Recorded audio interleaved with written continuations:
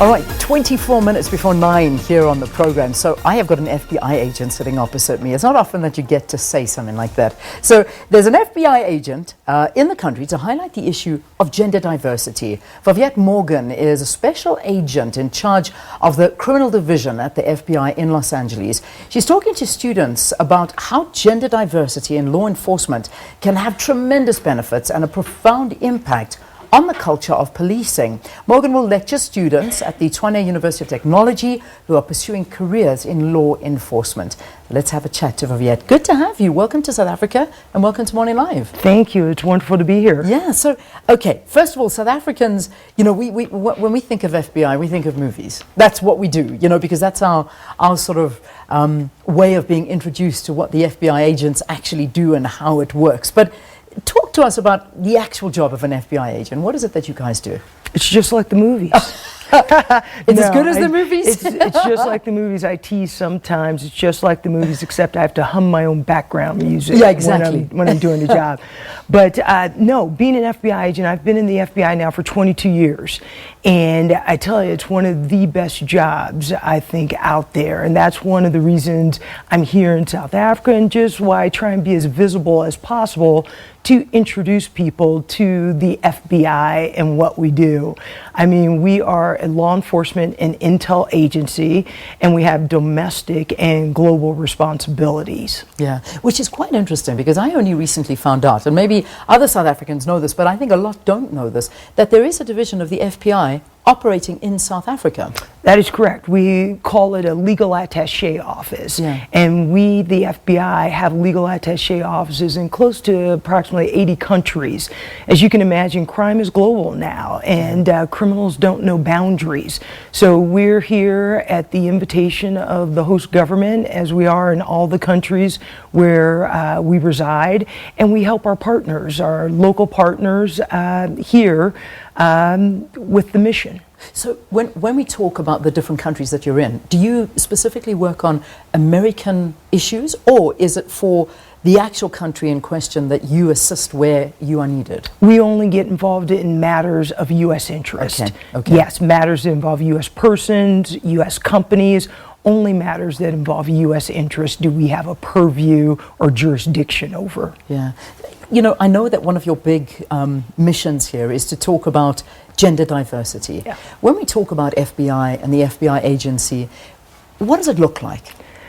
Are there obviously a lot more men, or would you say that dynamic is changing? I think it's changing. We want it to change, but no. Traditionally, it is a male-dominated organization, male-dominated industry, law enforcement. But we're trying to get more women to join the Bureau.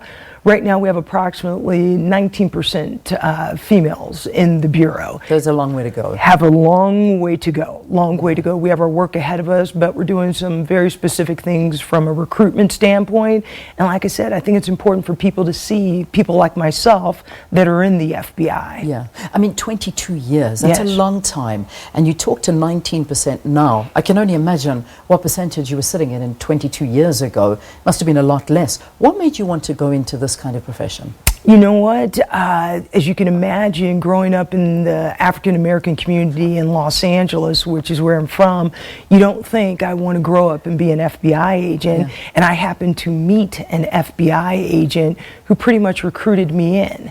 And again, that's why visibility matters. Yeah. I mean, again, and it's nice to have you here so that we can talk to myths perhaps that are being created. And we often getting stories of, you know, racial tension between the police and the citizens of the US. And I mean, you talk to yourself of being an African American, you working in the police force. That tension, is it real? I mean, it's a big story coming out of the US. Well, the United States, it's a big country, and I think it is real in certain parts of the country, but that's why, too, for us in law enforcement, it is important to build partnerships with the community. Again, we have to be visible in the community, and with the diversity piece, gender diversity, racial diversity across the board, we have to look like the communities that we serve. There is a a trust aspect that we are trying to build with our communities across the country and even globally. Yeah, I mean that is it's so true, and that's the reality I think of most countries. Is if you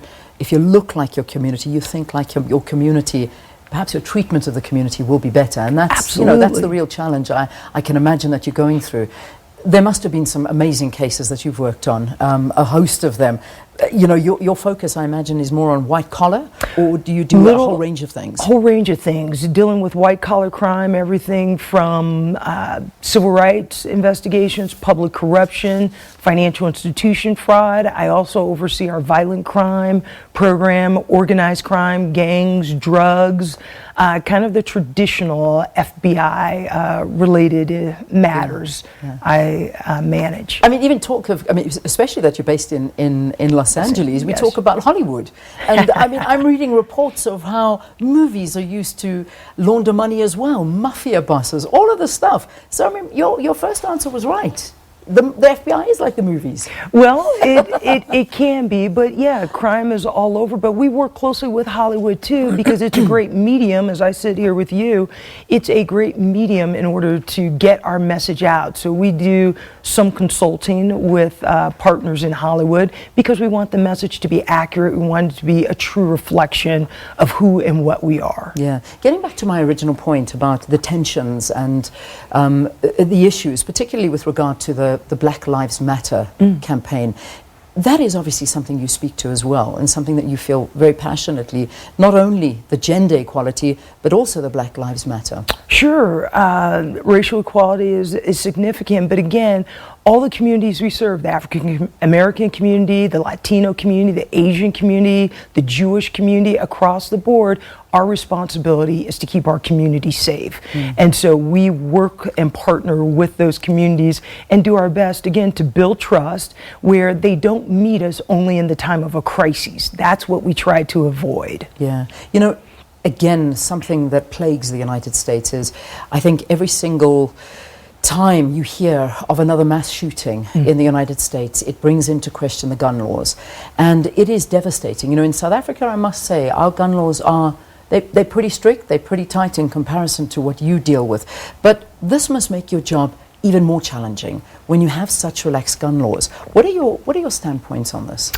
I personally don't really have a standpoint, except I want to keep our community safe. Indeed. And we're a political organization. We leave those kind of conversations to the citizens and the politicians. But the school threat issue, it's the mass shooting, it is real. Yeah. And we work very closely with our local partners to do everything in our power to keep our schools safe. I mean, it is difficult for you to take a standpoint, I know that, but would you believe that if they are tightened, your gun laws, it could bring the homicide rate down? It's possible. I think there's a lot of exploration, a lot of debate that is going on with that, and we watch it closely, but until there are any changes, we deal with what we have to deal with right now, and we hope the mass shootings obviously stop. Yeah. You know, you've come to a country which has one of the highest crime rates in the world.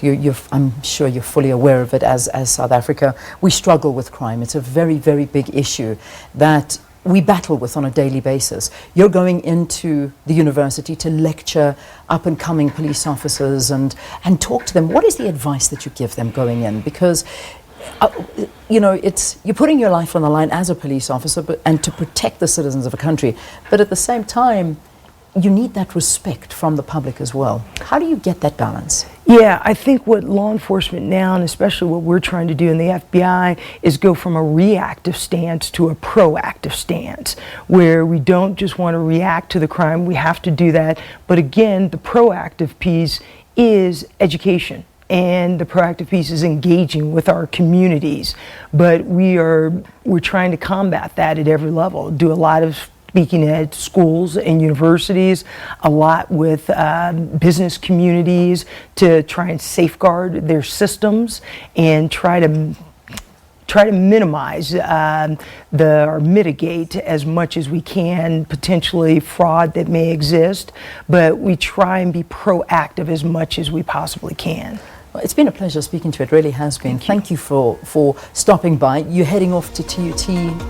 Would you be going there this morning, I think? That is correct. That's my next stop. Excellent. Well, good luck. Thanks for dropping by and chatting to us.